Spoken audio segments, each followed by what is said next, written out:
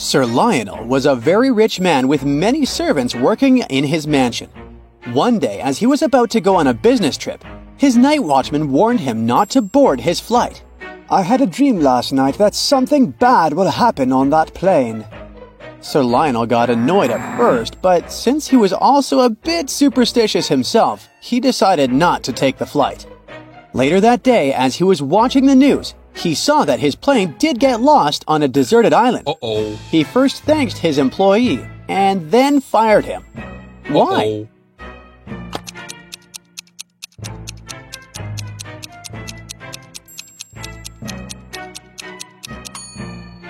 Because as a night watchman, he's not supposed to be sleeping on the job. Eduardo was walking to his home late at night when he suddenly heard an evil laugh and was magically transported to a peculiar reality show as a contestant. The evil presenter showed him 3 doors.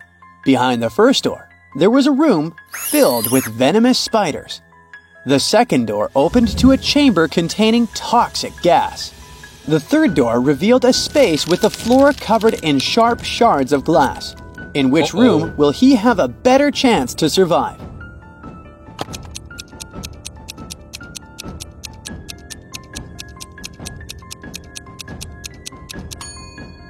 He should pick the room with the floor covered in shards of glass. See? He has his boots on. Those can protect him from getting hurt.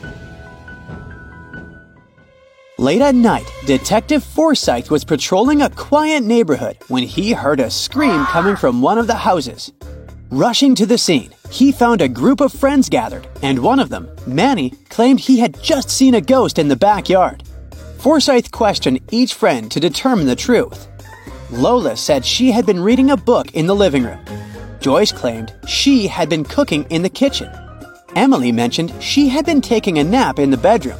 And Manny, the one who saw the ghost, insisted he had been gardening in the backyard. Detective Forsyth quickly identified the liar.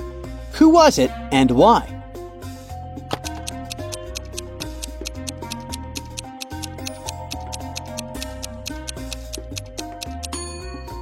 It was Manny. His claim of gardening in the backyard was false because it was late at night. And if you take a closer look, there are no garden lights to illuminate the area. So, no one would be gardening in the dark. You are listening to your favorite radio program, I'm a Survivor, in which one of the listeners who participates in the weekly questions gets a chance to win $5,000. This week, you finally decided to try your chance. So, you call the program and the host gives you your question. In which situation do you have more chances to survive? If you're falling from a 10-story building, or if you find yourself surrounded by a swarm of bees. Can you win the $5,000?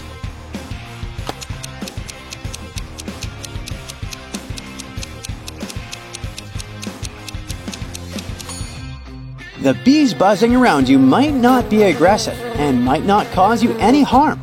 But when you're falling from that kind of height, unless you're Spider-Man or something,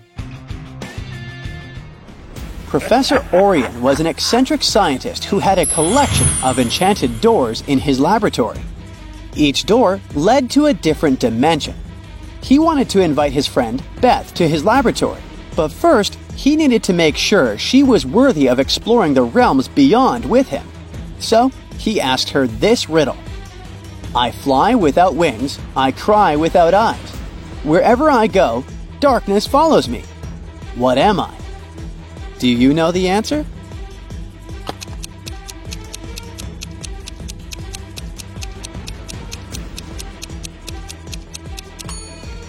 The correct answer is cloud. Jason was about to graduate, but his faith was going to be determined by whether or not he could pass his algebra test. When he got his exam paper, this was the only question his professor asked. If it takes 30 men 30 minutes to dig 30 holes, how many minutes does it take one man to dig one hole? Can you help Jason graduate?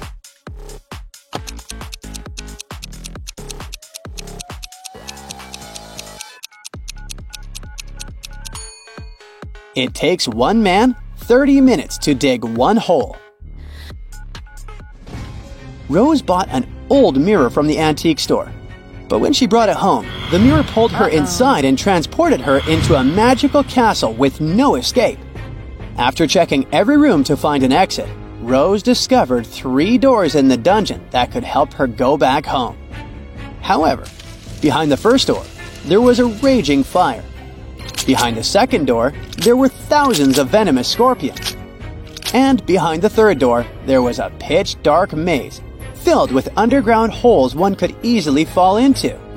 Which door should Rose choose?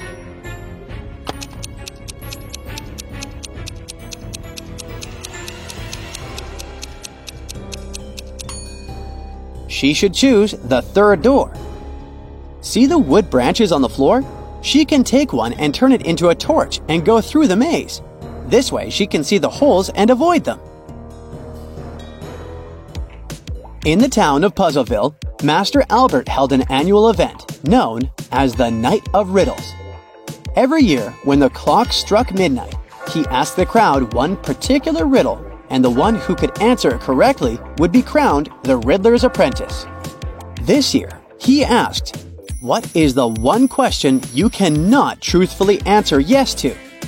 Can you answer it and win that title?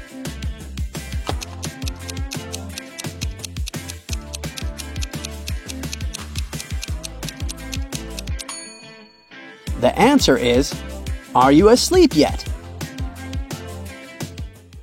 As Nicole was driving across a road at night, her phone's battery ran out.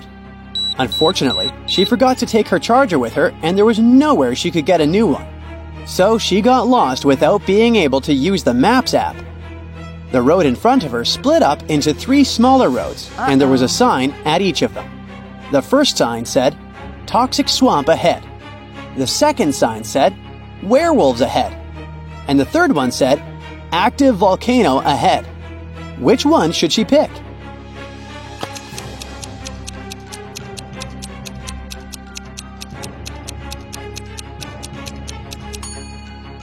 It might be she should pick the second road, since werewolves won't be there during this time of the month at least.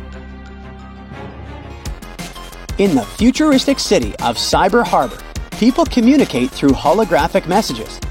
Xander received a hologram from an anonymous sender with a cryptic riddle. Only if he could answer the riddle correctly that the sender's identity would be revealed to him. What is always in front of you but can't be seen? Can you help Xander discover the true identity of the sender?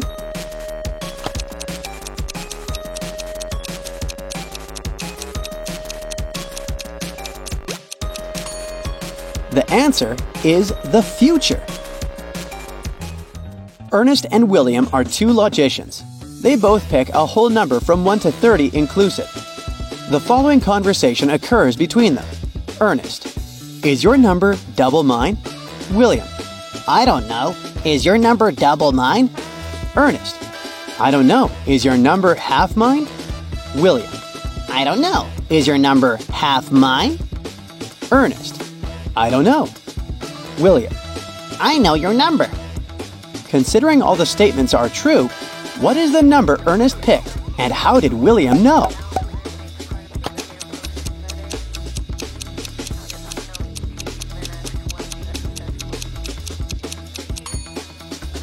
The correct answer is 4.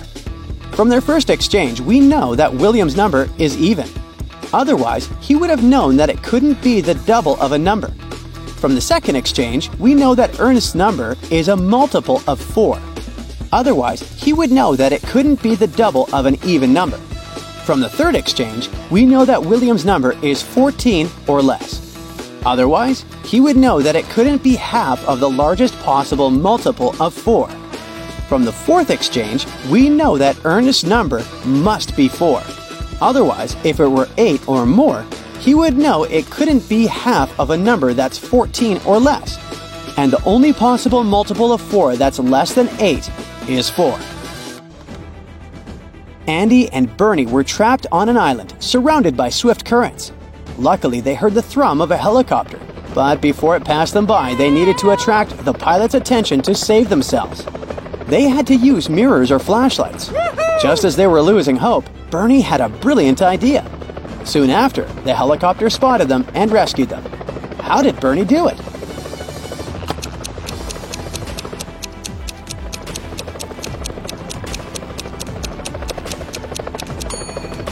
Look at all the tropical, large, colorful leaves and flowers around. He used them to create a makeshift SOS sign on the ground.